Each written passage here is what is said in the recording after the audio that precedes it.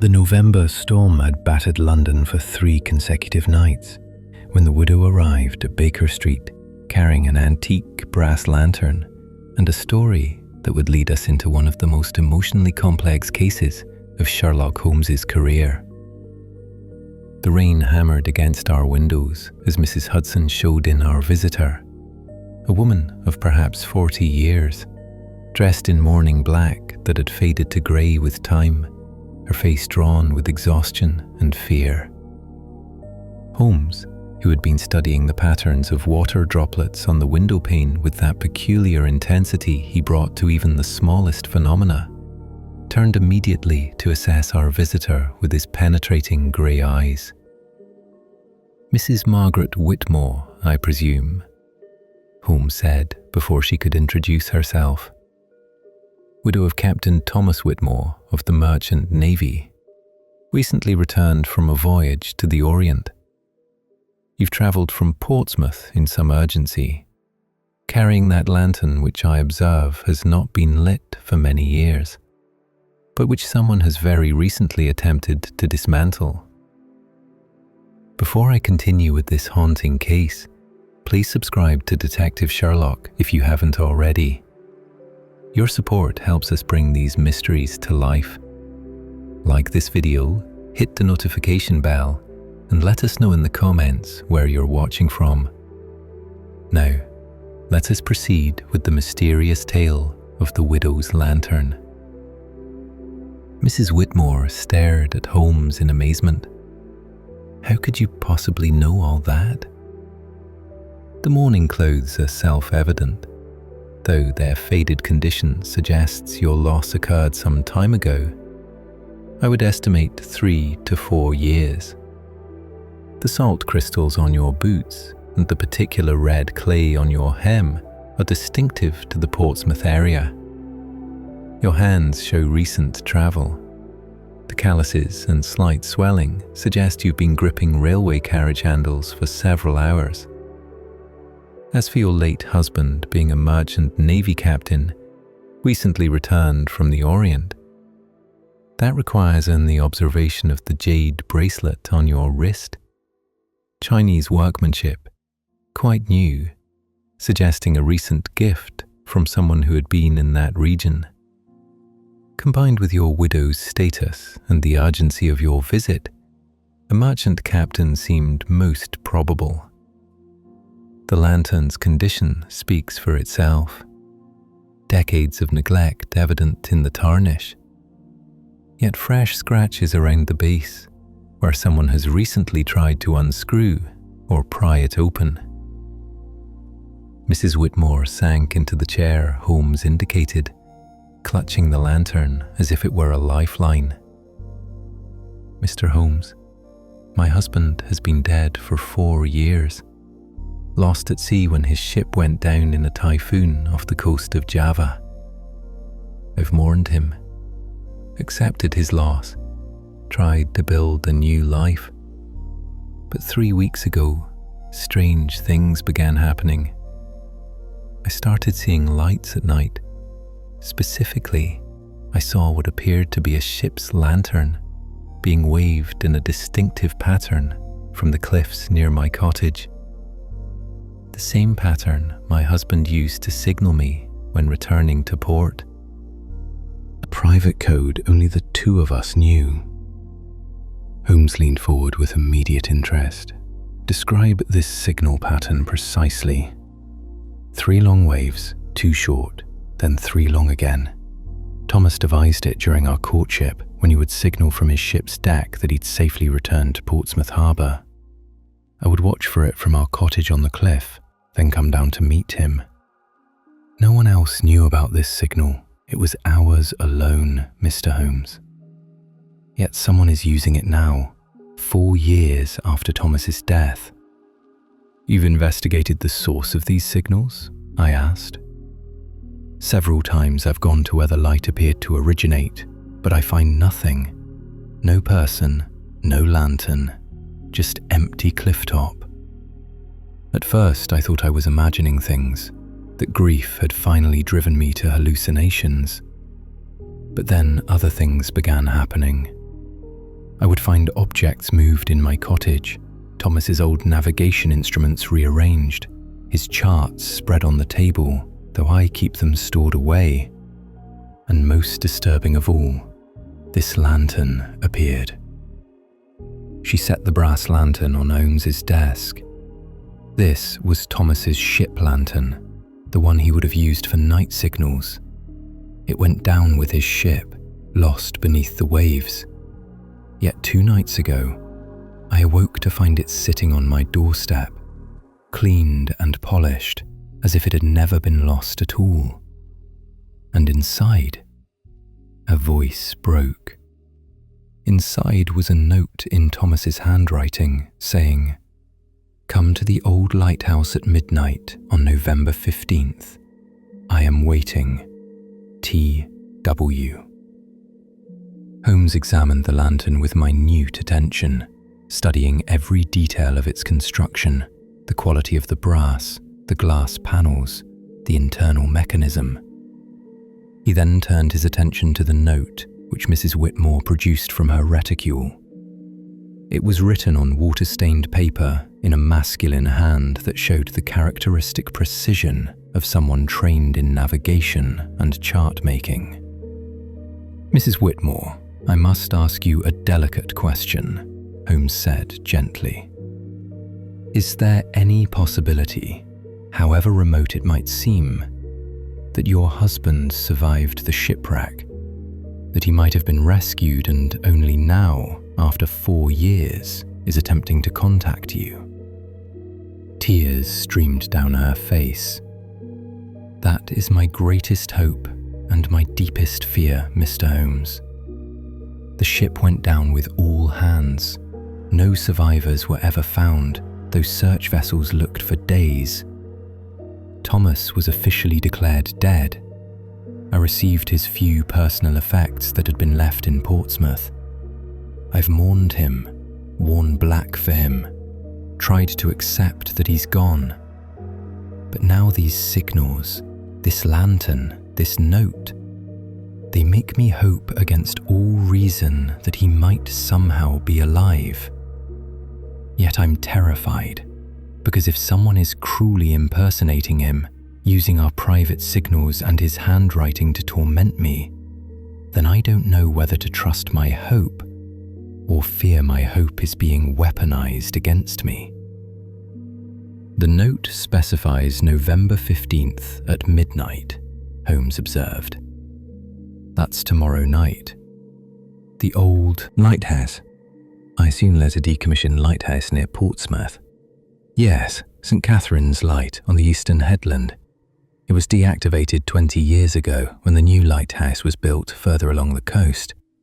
The old structure still stands, though it's abandoned and dangerous. Thomas and I used to walk there during our courtship. It was a special place for us."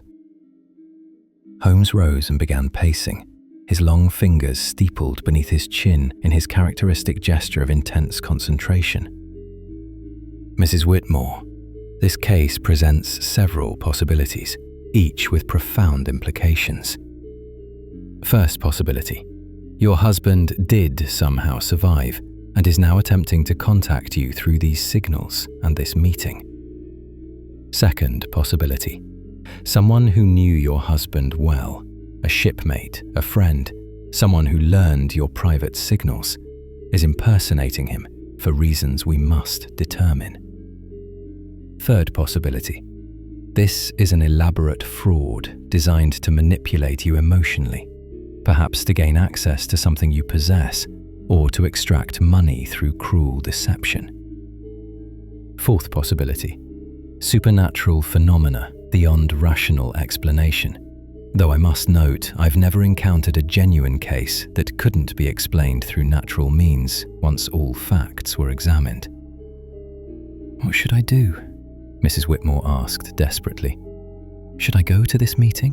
Should I ignore it? I don't know whether to hope or to fear." "You will go to the meeting," Holmes said decisively, "but not alone. Dr. Watson and I shall accompany you, concealed nearby. We'll observe who or what appears at that lighthouse. If it's truly your husband miraculously returned, you'll be reunited under safe conditions. If it's an imposter or a threat, we'll be positioned to protect you and apprehend whoever is behind this cruel scheme. Either way, we'll discover the truth. Holmes spent the remainder of that day and all the following day investigating Mrs. Whitmore's background and the circumstances of Captain Whitmore's death. He sent telegrams to naval authorities in Portsmouth, to shipping companies, to survivors of other vessels that had been in the area when Captain Whitmore's ship went down. He researched the old St. Catherine's lighthouse, obtaining architectural plans and studying the surrounding geography. What emerged was the picture of a respected merchant captain who had served with distinction for 20 years, a devoted husband, and a man whose loss had been genuine tragedy. The ship, the merchantman Eastern Star, had gone down in a typhoon off Java in November 1891. All 43 crew members were lost. Wreckage had been found, confirming the ship's destruction, but no bodies were ever recovered. Not uncommon in such violent storms where the sea claims everything. Captain Whitmore's personal effects returned to his widow were minimal, Holmes told me as we reviewed his findings. His shore-kept belongings, some correspondence, his navigation instruments that he'd left at home. But his ship's lantern was officially noted as having gone down with the vessel. Yet here it is, 4 years later, appearing mysteriously on his widow's doorstep. Watson, how does a lantern lost at sea return after 4 years? Someone recovered it from the wreckage, I suggested. Possible, but unlikely, given the depth and location of the wreck.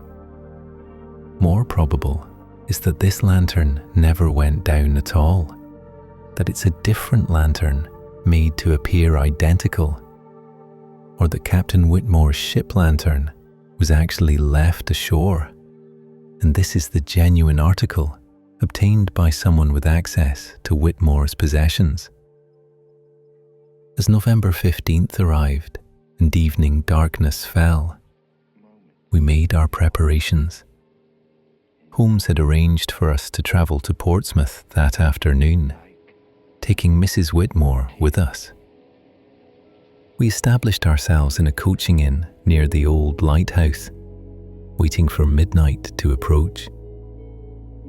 At 11:30, with storm clouds gathering ominously and a bitter wind blowing in from the sea, we made our way towards St. Catherine's lighthouse. The old structure loomed against the dark sky. A white stone tower, perhaps 80 feet tall, its light long extinguished, its windows dark and empty. Holmes positioned Mrs. Whitmore at the lighthouse entrance, while Watson and I concealed ourselves in nearby ruins of the old lighthouse keeper's cottage, from which vantage point we could observe without being seen. The night was pitch black, the old illumination coming from occasional breaks in the storm clouds when moonlight filtered through. Mrs. Whitmore stood at the lighthouse door, the brass lantern in her hand, visibly trembling, but maintaining her courage. Midnight approached. The church bells in Portsmouth began tolling the hour. And then, from within the darkened lighthouse, a light appeared. Faint at first, then growing stronger, ascending the internal spiral staircase, as if someone were climbing with a lantern. "Someone's inside," I whispered to Holmes. Indeed, and they've been waiting there for some time, knowing Mrs. Whitmore would come. Watson, be ready with your revolver, but don't act unless I signal, or Mrs. Whitmore is directly threatened. The light reached the lighthouse entrance. The door opened from within, and there, illuminated by lantern light, stood a figure that made Mrs. Whitmore cry out in shock and joy and terror all at once. The man in the doorway was approximately 50 years old, weather-beaten and gaunt, with the distinctive bearing of a ship's captain, but showing signs of terrible hardship. His face bore scars. His clothing was rough and worn. But his eyes showed unmistakable recognition as he looked at Mrs. Whitmore. Margaret, he said, his voice rough with emotion. I've come back. I've finally come back to you. Thomas? Mrs. Whitmore whispered, barely able to speak. Is it truly you? How can this be? The man stepped forward, and in the lantern light, the resemblance to photographs Holmes had obtained of Captain Thomas Whitmore was striking. The ship went down in the typhoon, yes. I should have died with my crew, but I survived, washed up on an island near death, rescued by local fishermen. I had injuries, memory loss, years of recovering. Only recently did my memories fully return. Did I remember my name, my life, you? I came back as soon as I could, Margaret. I came back for you. Mrs. Whitmore moved toward him, tears streaming down her face, her arms outstretched. But Holmes chose that moment to step from concealment, his voice cutting through the emotional scene like a blade. Stop, Mrs. Whitmore. That man is not your husband. He is an imposter, and a dangerous one. The man's face changed instantly from tender emotion to cold fury. Who are you?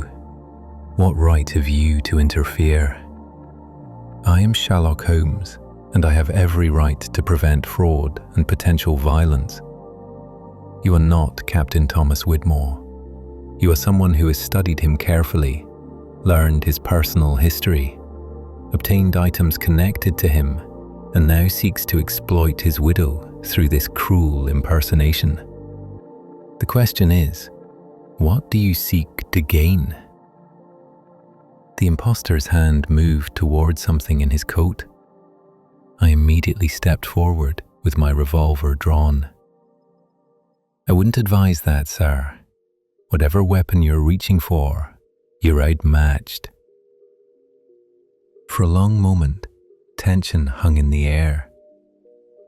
Then the impostor's shoulders slumped, and when he spoke again, his voice had lost the tender emotion and revealed a harsher tone beneath. How did you know? Multiple indicators, Holmes replied calmly. First, the lantern. A genuine ship's lantern that had gone down with the vessel would show signs of prolonged saltwater immersion, corrosion, marine growth residue, internal damage. This lantern shows age, but no such damage. It's been stored ashore all these years, not recovered from the sea.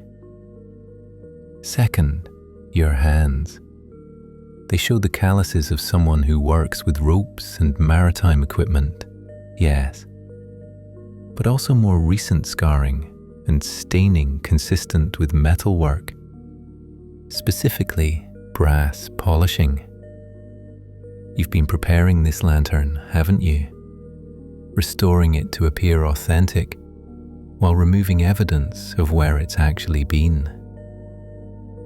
The man said nothing, but his face confirmed Holmes's deduction. Third, your voice.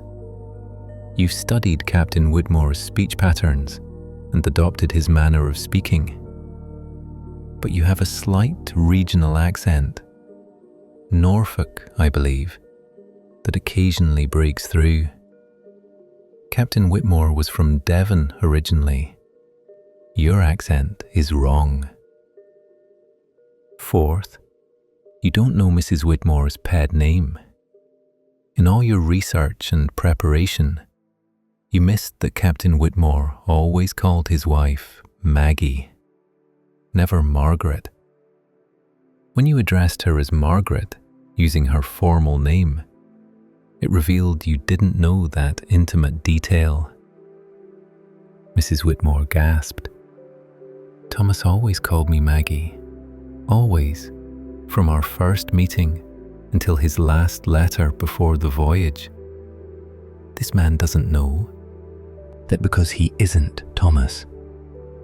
Finally, Holmes continued, your story about memory loss and recovery is medically implausible. You claim years of amnesia followed by sudden complete recovery of specific memories, including private signals that only Captain Whitmore and his wife knew. Genuine amnesia doesn't work that way. Memories return gradually and often incompletely, not in convenient packages that serve elaborate fraud schemes.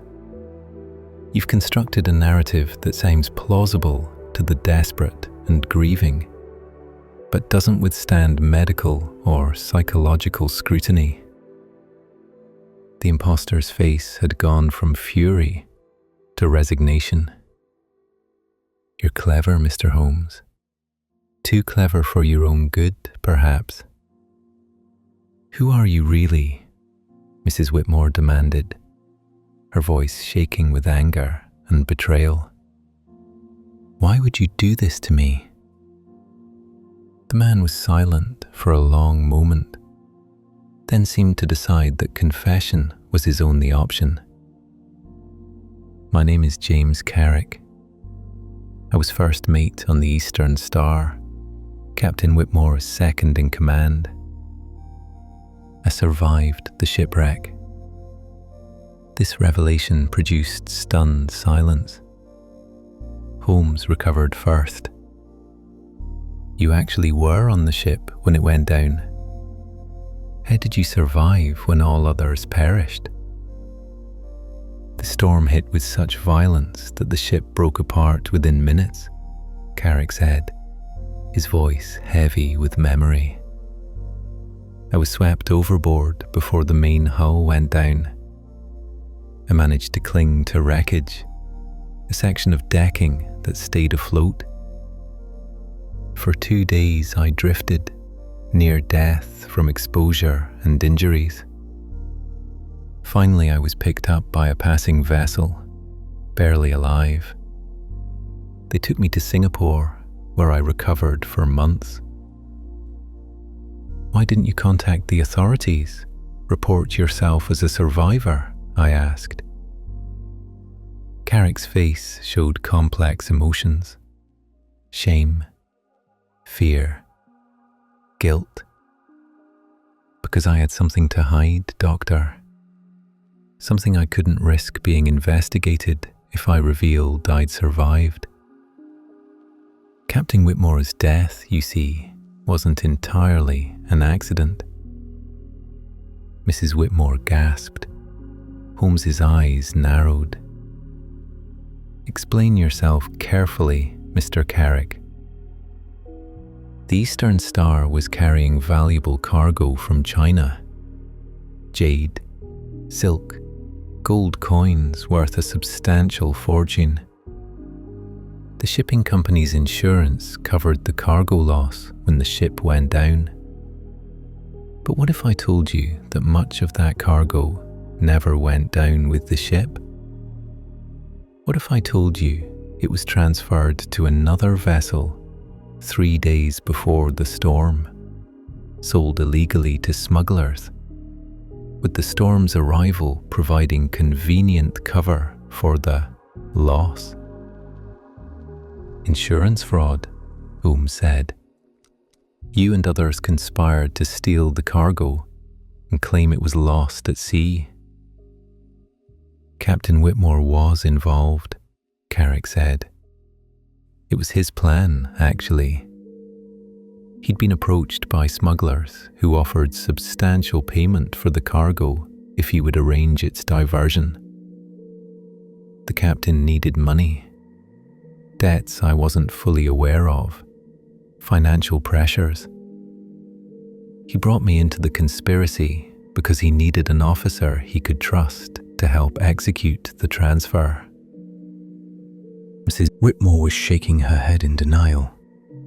No, Thomas would never do such a thing. He was honest, honourable. He was desperate, Carrick interrupted. I'm sorry, Mrs. Whitmore, but I worked with him for 5 years. I knew the gambling debts, the investment losses, the money problems he hid from you to spare you worry. When the opportunity arose to solve those problems through one act of theft that would be covered by a supposed natural disaster, he convinced himself it was justified.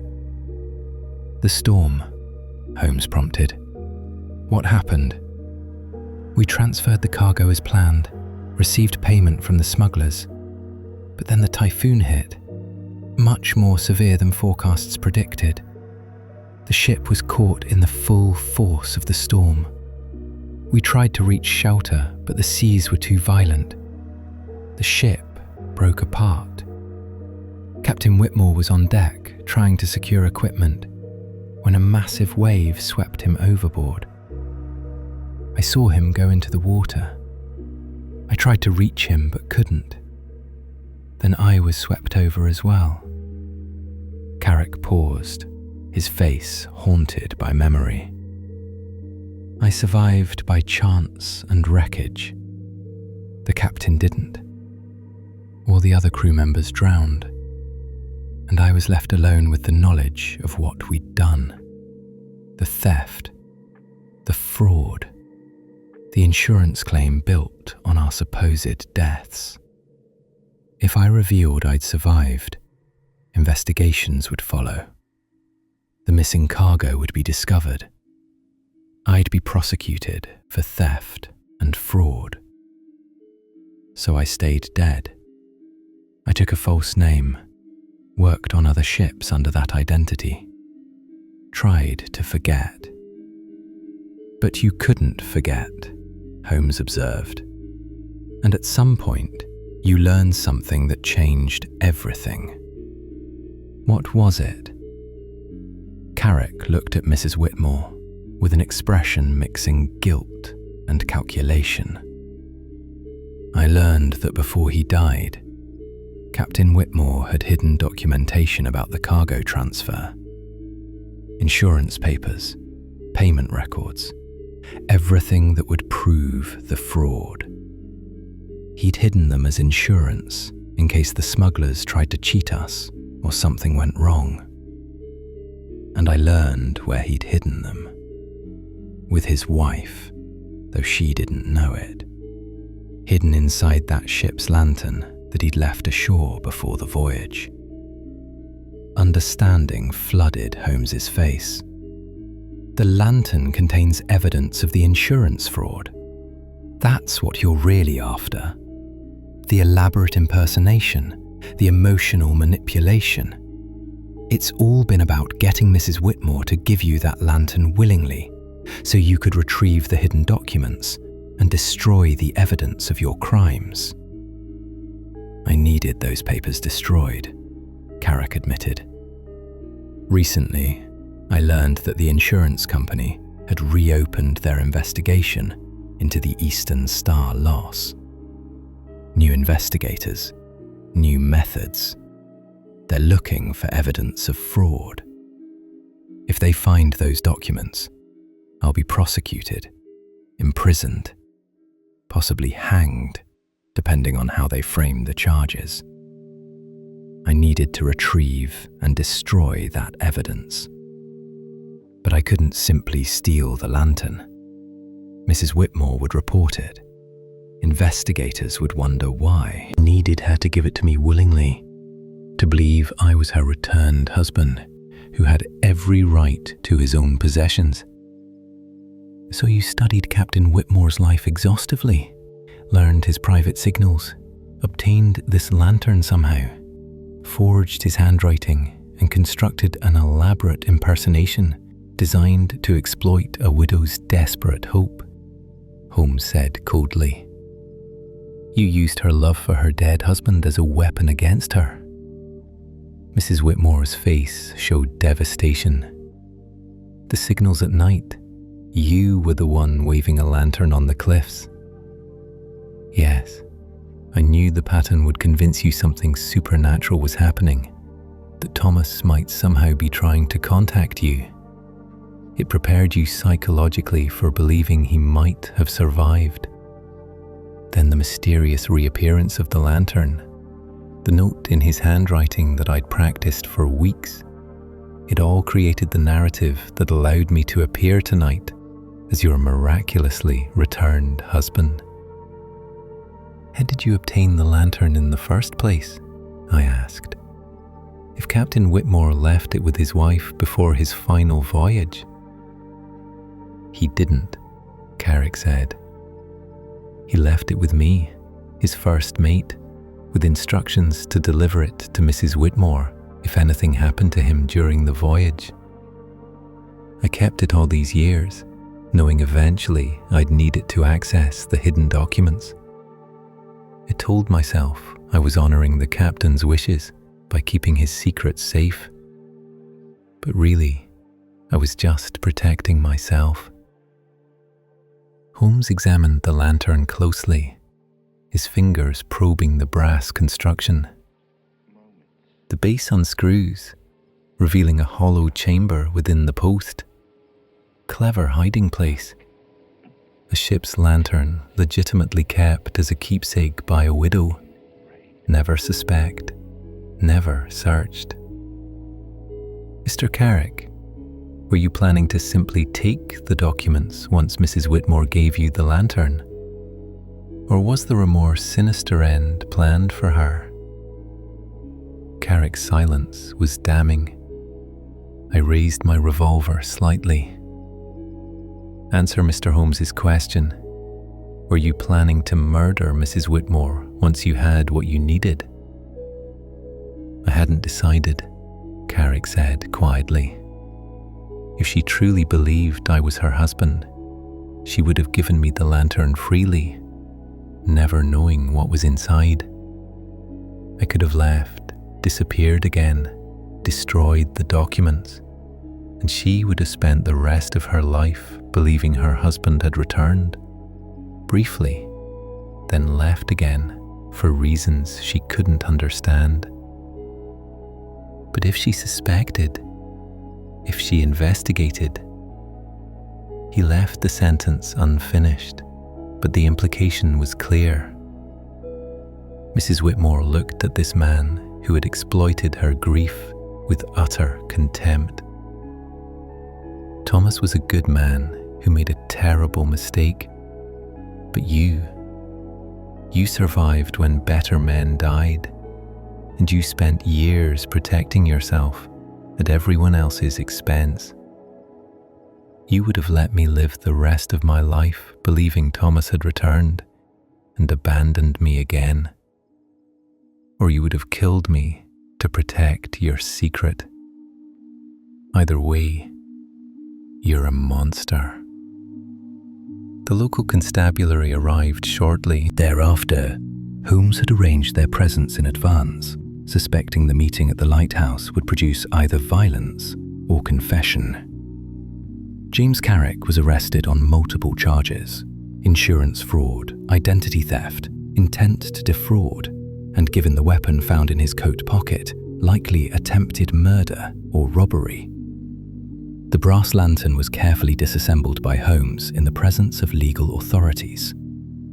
Inside the hollow base, exactly as Carrick had described, were folded documents, shipping manifests showing cargo transfer, payment receipts from smugglers, correspondence between Captain Whitmore and the criminal network he dealt with. The evidence was damning and complete. These documents prove the insurance fraud, Holmes explained. They also indicate Captain Whitmore had intended to expose the smuggling network after the payment was secured, that he'd kept this evidence to provide authorities in exchange for leniency. He may have committed fraud, but he was apparently planning to redeem himself by helping break up the criminal organization. Unfortunately, the storm struck before he could act on those intentions. Mrs. Whitmore held the documents with shaking hands. He was going to confess. He was going to try to make things right. The evidence suggests so, Holmes said gently. The letters indicate he deeply regretted his actions and wanted to repair the damage, even if it meant consequences for himself. He was not the unredeemable criminal Carrick implied, but a man who made a desperate error and was seeking redemption. The legal aftermath was complex. The documents were turned over to the insurance company and maritime authorities. Carrick was convicted of fraud and attempted robbery, sentenced to 15 years imprisonment. The insurance company recovered much of their loss through investigation of the smuggling network Whitmore's documents exposed. Mrs. Whitmore faced the painful decision of what to do with knowledge of her husband's crime. After much consideration, and with Holmes's advice, she made his intended redemption public, releasing the letters showing he had planned to expose the criminals and accept responsibility for his role. This allowed Thomas Whitmore's reputation to be partially salvaged. He was remembered not as an unrepentant criminal, but as a man who had erred under pressure, but ultimately sought to correct his mistake before tragedy intervened. The widow's lantern contained both evidence of crime and evidence of intended redemption, Holmes reflected as we returned to London after the case concluded. It was simultaneously an instrument of fraud and potential salvation. Mrs. Whitmore has chosen to emphasize the redemption aspect, and I believe that's both legally and morally appropriate. Carrick's impersonation was extraordinarily cruel, I observed. To exploit a widow's grief so calculatingly. It's among the more heartless schemes we've encountered. Indeed, Carrick represents a particular type of criminal, one who survives catastrophe that kills others, then spends years protecting that survival through increasingly elaborate deceptions. The original crime, the insurance fraud, was partially Captain Whitmore's doing, but Carrick's subsequent actions, allowing the captain's widow to believe him dead, constructing the elaborate impersonation, planning either to deceive or murder her, those were entirely his own choices. Do you think Captain Whitmore would have actually exposed the smuggling network if he'd survived? I asked. The evidence suggests he intended to, Holmes replied. The letters he wrote but never sent showed genuine remorse. He'd created the hidden documentation as insurance, both against the criminals and potentially for legal protection if he turned state's evidence. I believe his plan was to complete the voyage, settle his debts with the fraud proceeds, then expose the smugglers and accept whatever legal consequences followed. Whether that represents genuine moral redemption or merely calculated self-preservation, we cannot know for certain. But he deserves credit for planning to act against the criminal network, even if fate prevented him from executing that plan. Several months later, Mrs. Whitmore wrote to Holmes informing him that she'd established a charitable trust for widows of sailors lost at sea, funded partially by selling portions of her late husband's effects. The brass lantern, however, she kept, not as a keepsake of her husband, but as a reminder of both human weakness and the possibility of redemption. "Every time I look at that lantern," she wrote, "I'm reminded that Thomas made a terrible mistake, but was trying to correct it. And I'm reminded that I almost fell victim to someone exploiting my hope and grief. Both lessons are valuable. The lantern represents both crime and intended atonement, both my husband's error and his attempted redemption, both the cruelty of Carrick's deception and your detective work that exposed it. It's become a symbol of complexity, that people are neither entirely good nor entirely evil, but capable of both error and correction." The case of the widow's lantern entered my notes as one of Holmes's more emotionally nuanced investigations. It demonstrated his ability to see beyond initial appearances, recognizing that the returned husband was an imposter, that the lantern contained hidden evidence, that a maritime tragedy concealed insurance fraud. But it also demonstrated his understanding of human complexity, that Captain Whitmore could be both criminal and man seeking redemption, that Mrs. Whitmore deserved both truth and compassion, that justice required both punishment of the guilty and acknowledgement of intended reform. The case also illustrated important investigative principles. Holmes had identified the imposter through multiple small inconsistencies: wrong accent, incorrect use of names, medically implausible amnesia story, physically impossible claims about the lantern's condition. No single indicator would have been conclusive, but their accumulation became overwhelming evidence of fraud. Physical evidence often tells stories that contradict verbal claims, Holmes explained later. Carrick's story sounded emotionally powerful, a miraculous survivor returning to his lost love after years of hardship and recovery. But the physical evidence, the lantern's condition, the hand calluses showing brass polishing, the accent patterns, told a different story. When verbal claims and physical evidence conflict, trust the physical evidence. It doesn't lie, though people do so constantly. The widow's lantern remained with Mrs. Whitmore for the rest of her life. When she died 20 years later, she bequeathed it to a maritime museum with a full explanation of its history, both the insurance fraud it had concealed and the attempted redemption it represented. The lantern is still displayed there, with a placard explaining how it became evidence in a complex case involving crime, attempted atonement, and ultimate justice. Years after the case, Holmes and I occasionally discussed its ethical dimensions over brandy and tobacco. Was Captain Whitmore a criminal or a man seeking redemption?